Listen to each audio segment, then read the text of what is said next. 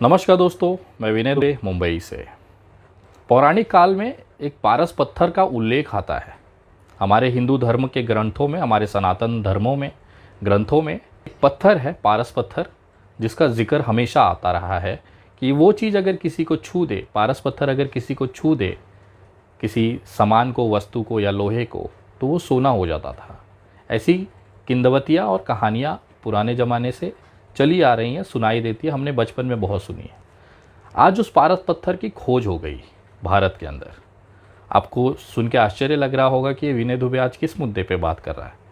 जी हाँ, मैं एकदम सही मुद्दे पे हूँ और ये जानकारी आप लोगों को बताना बहुत ज़रूरी था। कल शाम मैं बैठा हुआ था तो ये पारस पत्थर का मुझे ख्याल आया। आज भारत के अंदर वो पारस पत्थर का नाम है मुसलमान। उस पारस पत्थर का नाम है इस्लाम, कुरान।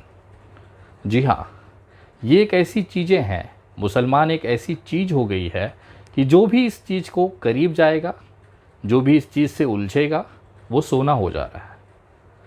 आपने देखा होगा गोधरा दंगों में जिस तरह से मुसलमानों का कत्ले आम किया गया, उसके बाद एक मुख्यमंत्री सीधे देश का प्रधानमंत्री हो जाता है, नरेंद्र दामोदर दास मोदी।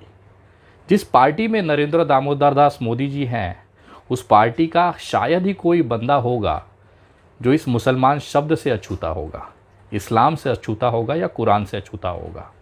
क्योंकि इनके लिए कुरान, इस्लाम और मुसलमान ऑक्सीजन से कम नहीं है।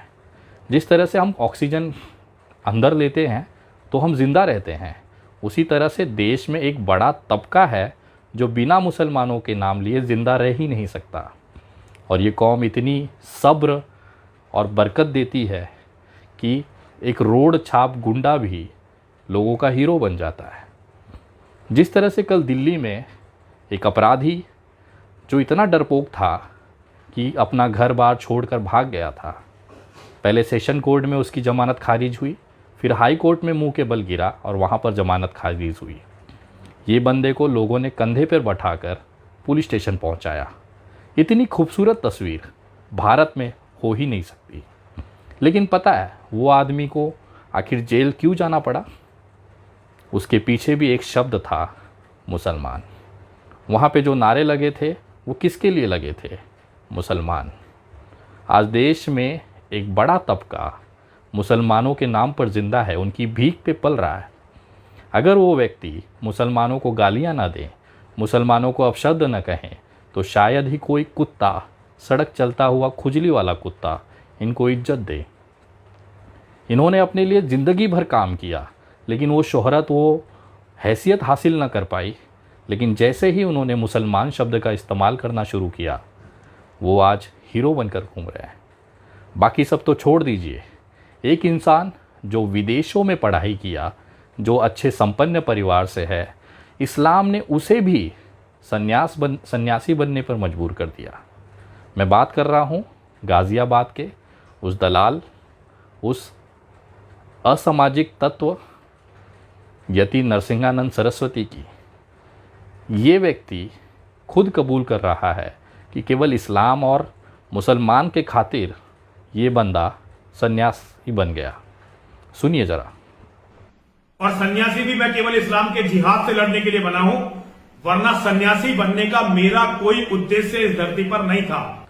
ये तो ताकत है भारत में इस्लाम, कुरान और मुसलमानों की, कि जो भी व्यक्ति मुसलमानों को या तो गरिया दे या उनके साथ हो जाए, वो हीरा हो जाता है, सोना बन जाता है। जैसे पारस पत्थर होता है कि इस कौम को अगर आपने छू दिया तो आप हीरा बन जाओगे, सोना बन जाओगे।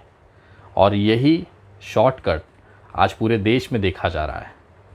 चूड़ी वाले के साथ मारपीट होना, चाहे कचरे वाले के साथ मारपीट होना, चाहे पानी पूरी वाले के साथ मारपीट होना, चाहे एक मसाला डोसा बनाने वाले दुकान पे एक छोटा सा कारीगर, सोचिए, एक छोटा सा कारीगर जिसकी 150, 200, 400 रुपए की दिन की कमाई होती है, वो मुसलमान होने के नाते एक ग्रुप को लगातार मीडिया में चर्चा में बना देता है।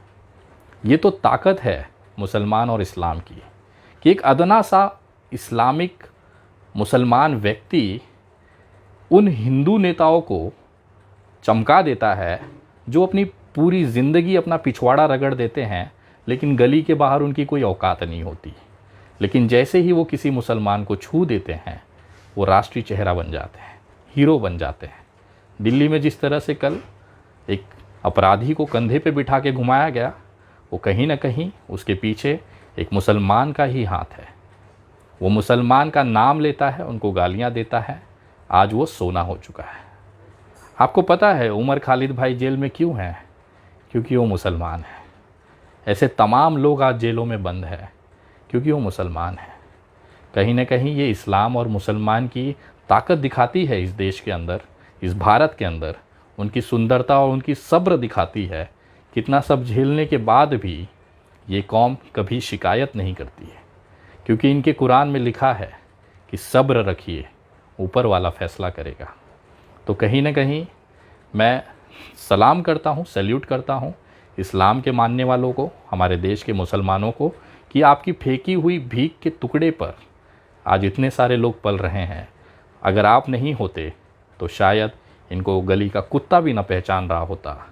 एक अदना सा ठेले वाला, एक अदना सा पानी पूरी वाला भी कुछ लोगों को चमका कर हीरा बना देता है, सोना बना देता है। ये तो आप मुसलमानों की ताकत है। मैं सैल्यूट करता हूँ, मैं धन्यवाद करता हूँ कि आप हमारे देश में इसी तरह से ऐसे चमकाने के लिए, ऐसे सोने बनाने के लिए आप बने रहें। लेकिन ऊपर वाला आपके साथ हमेशा है। हम जैसे हिंदू भाई, सनातनी भाई आप लोगों के साथ हमेशा है। चाहे कितना भी कष्ट आए, चाहे कितनी भी तकलीफ़ें दी जाए, हम कभी भी आपका साथ नहीं छोड़ेंगे।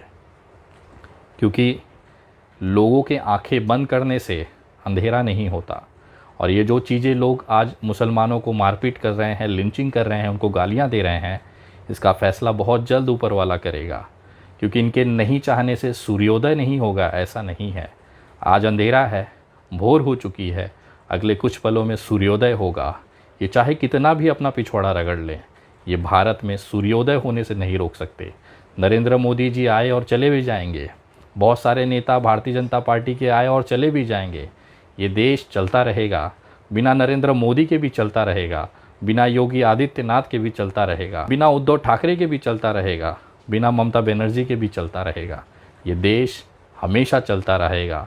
और जिन लोगों को लगता है कि बिना नरेंद्र मोदी या बिना अमित शाह के देश चलना नामुमकिन है, तो कृपया इसी समय नरेंद्र मोदी जी की धर्मपत्नी को देख लीजिए। बेचारी 40 साल से सकुशल अपनी ज़िंदगी जी रही है। तो ऐसा भ्रम अगर ये पाल के बैठे हैं कि बिना मोदी के देश ना चलेगा, तो उनकी पत्नी को देखकर आप ज़रा सीखिए। ये समय है, बदलेगा ज़रूर। और इस्लाम, मुसलमान और कुरान को ख़त्म करने वाले कितने ही आए और चले गए। मैं धन्यवाद करता हूँ, सल्यूट करता हूँ मुसलमानों के उस सब्र को, जिन्होंने अपने इस्लाम में, अपने कुरान की उसकी नियमों को उन्होंने पाला है और अपने अंदर सब्र रखा है। ऊपर वाले पे यकीन रखिए, अल्लाह पर यकीन रखिए, प्रभु श्री राम पे यकीन रखिए, क्योंकि कण कण में ये बसते हैं और कभी भी गलत नहीं होने देंगे। इनकी लाठी में कभी भी आवाज़ नहीं होती। सबका फल यहीं पे मिलेगा। जिस तरह से बाबरी मस्जिद के शहीद करी गई, आज देखिए लाल कृष्ण आडवाणी की क्या हालत है।